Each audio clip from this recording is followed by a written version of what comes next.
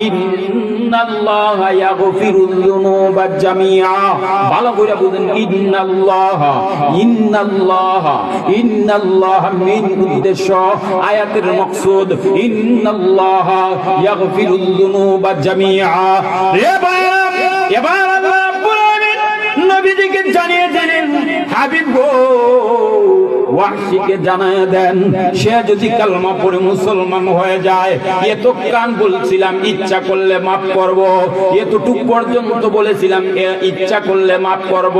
হাবিব গো এখন আর ইচ্ছা না।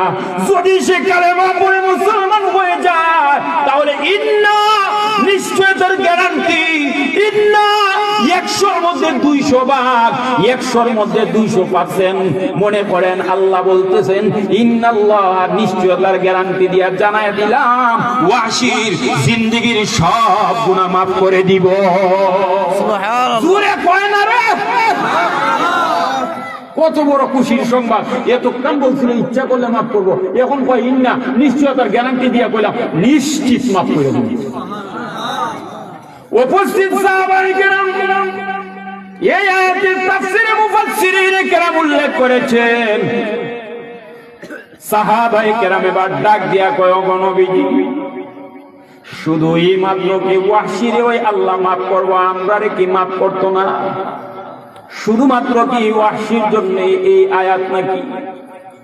আল্লাহ নবী ডাক দিয়া বলে, রে সাহাবায়ে কেরাম শোনো, কিয়ামত অবধি পর্যন্ত আল্লাহর বান্দা বান্দীরা গুনার কাজ করে চোখের পানিগুলো ছেড়ে দিয়ে যখন বান্দা বান্দীরা কাঁদতে থাকবে আর বলবে, প্রভু বুঝি নাই গুনাহ কইরা ফেলাইছি, আর গুনাহ করব না, এভাবে যখন চোখের পানি ফালায়া বান্দা বান্দি কাঁদবে, এই আয়াত তাদের জন্য কিয়ামত পর্যন্ত মহান আল্লাহ তাদের জিন্দেগীর গুনাহ মাফ করে দিবে।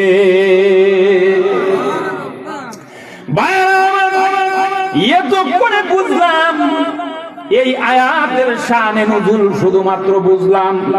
আসেন না আয়াতের ভিতরে যাই। মানুষ যখন গুনার কাজ করে রে, একটা গুনাহ করার সঙ্গে সঙ্গে মহান আল্লাহ তার বিরুদ্ধে 4টা জিনিস সাক্ষী রাখিয়া দেয়। জোরে কোন কয়টা? জোরে কম, মুখস্থ করে লইয়া যায়েন পারলে। যারা আজকে শানে নুজুল বললাম, যাদের স্মৃতি শক্তি ভালো আছে, শানে নুজুলটা মুখস্থ করে নিয়েন।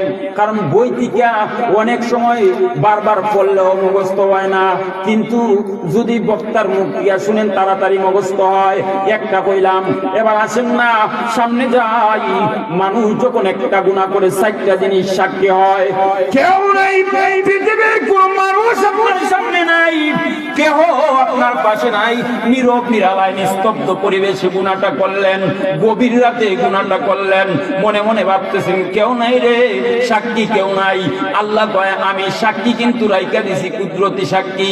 বান্দা রে, তুই গুনাহ করবি, জমিন ছাইরা কই যাবি? জমিন রে তোর সাক্ষী রাখলাম। আল্লাহ বলেন, ইয়াউমা ইযিন তুহাদ্দিসু আখবারাহা। আল্লাহ বলেন, জমিনকে আল্লাহ রাব্বুল আলামিন আপনি আমার বিরুদ্ধে সাক্ষী হিসাবে রেখে দিয়েছে।